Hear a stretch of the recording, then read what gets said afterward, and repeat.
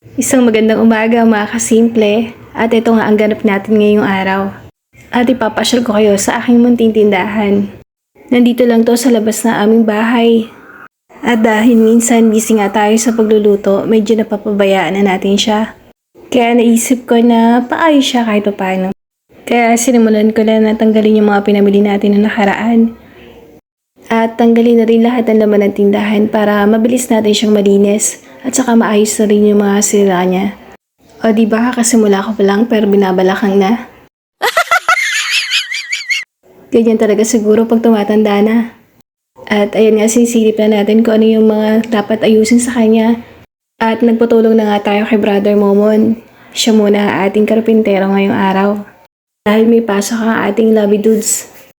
At sinisimulan na nga niya i-check kung ano yung mga sira. Hanggang sa may nakita siya. Woo! Oops, di pa nagsisimula ang trabaho. Ito yung Alfonso na natira nila ng piyesta pa, kaya itinago ko na lang. Kaya balik ulit tayo sa paghahakot. Kailangan nating bilisan kasi maglilinis pa tayo. At pagkatapos na to, meron pa tayong lulutuin na order para mamayang hapon.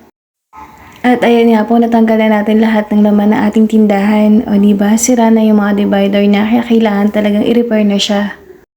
Habang inaayos si Brother yung loob ng ating tindahan, dito naman tayo sa labas. Sinabay ko na rin yung paglilinis dito sa harap kasi sobrang alikabok na talaga niya. At ayan nga po, sinimulan na rin ni Brother Momo na baklasin yung mga dapat tanggalin.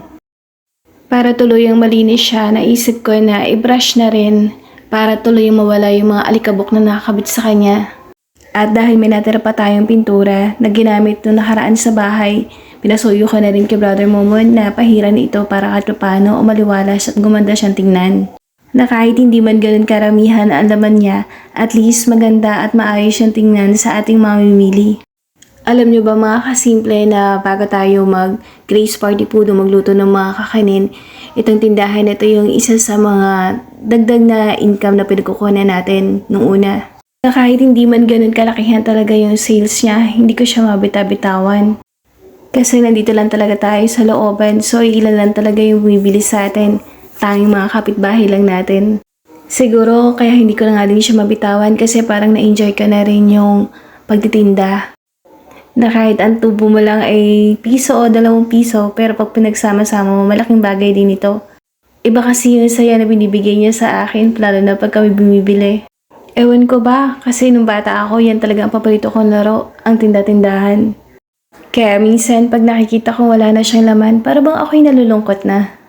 Pero hindi naman natin mapuno ng bonggang-bongga, kasi syempre, kailangan din natin budgetin ang ating pera.